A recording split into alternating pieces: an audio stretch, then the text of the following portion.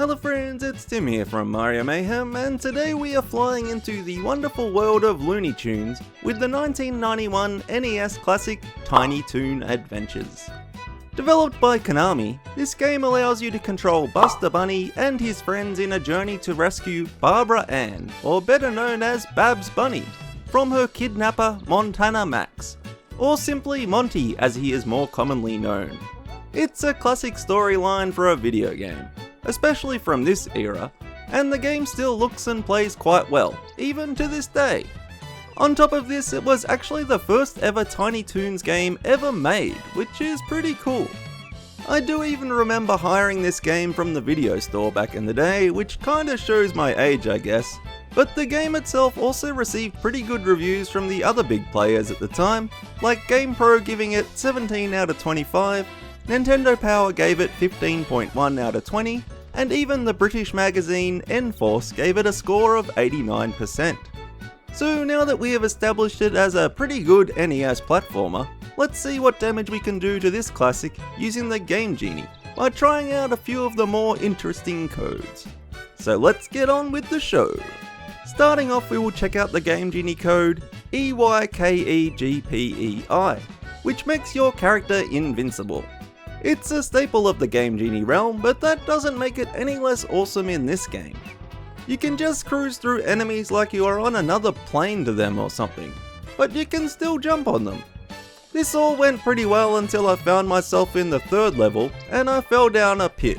Suddenly Buster just kept flying through the screen from top to bottom without landing on the ground again.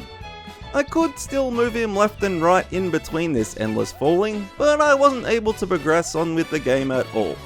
So in short, it's a sweet code, but just make sure you don't fall down any pits or anything, or the game will essentially lock on you. Next up, we have another classic Game Genie effect. Enter in the code AASPPVPZ, and you will get the classic jump in midair code. No longer are you bound by the Earth's gravitational pull, as you can repeatedly hit the jump button and continue your trajectory upwards into the abyss. I had to check out if there was a warp pipe in the third level, but it turns out they only stole the Super Mario style bricks and not the shortcuts. Also, this didn't help me too much with the first boss battle, but it is a pretty sweet code to check out for sure. There are 4 Game Genie level select codes for this game, but you can actually do a level select code without the use of the peripheral masterpiece that we all know and love. When you are at the title screen, simply press AAABBB, select, and then A and start at the same time. Now you can easily select which stage you want to start on, not just the world that it's in. So being the pro gamer I am, I went straight for level 24, which is the final stage, and I got smashed pretty quickly. And then to add insult to injury, it sent me back right to the start of the game.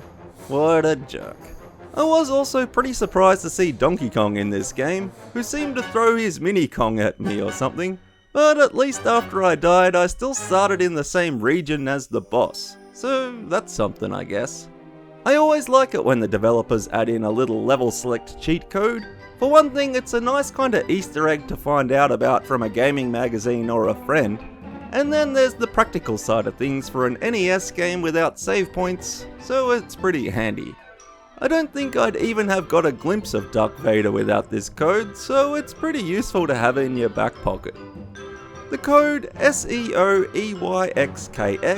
is kinda similar to the first code we looked at. Here you will still be invincible, but you will still be able to get hit by enemies. It's a kinda subtle difference, but at least with this code you can still feel like you are in the game, rather than being on some kinda different plane of existence to the enemies that are actually in the game. For some reason I still copped it from the lovesick chick, but this is still a pretty handy code. If you just want to check out the end of the game without fighting your way through this carrot-filled nightmare, you can check out the code AOOKSYAA and start a new game. Now it will show you the ending cutscene and all the cool people that worked on this Tiny Toons adventure. I kinda thought there would be more people working on this game to be honest, but I guess budget cuts etc. do play a role even in the 90s. Also, once it shows the end of the screen, you literally have to reset your console. I think it would have been nice to see a version B of the game or something, but it's still cool to check out the end of the game without having to actually do anything. What would an NES game be without those annoying walls and closed off passages? Well, if you enter in the 3-line Game Genie code NYEAUPIO plus AIUENIEP plus AAUAUSIA, you won't be stopped by these buggers anymore. With this giant code in place, you now can just cruise through walls and skip large sections of levels without any problems at all. It even saved me from Elvira, or whatever her name is, but I wasn't so lucky with the first level's boss battle. This jerk got me through the wall even though I was hiding. I think I need to write an angry letter to Konami or something, as this boss and his hitboxes are pretty brutal.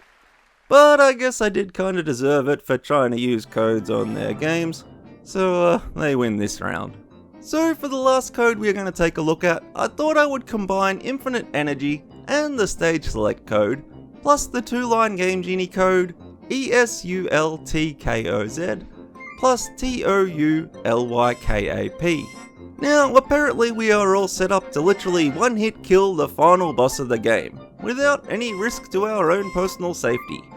And well, in short, I was misled. The bugger still took 3 hits to take down. Admittedly, it was a pretty awesome end boss, where he shoots lasers at you whilst you have to jump on stormtrooper heads to get to him, but after I beat him I was just sent back to the start of the game. What a rip-off. Now we are all left to is our own personal amusement of this duck's expression while he flies around. Actually, that is kinda cool. Anyway, in closing, this is actually a pretty fun game. It has tight controls generally, fun gameplay mechanics, and a pretty sweet soundtrack, and a few of our old Tiny Toon chums helping us out along the way.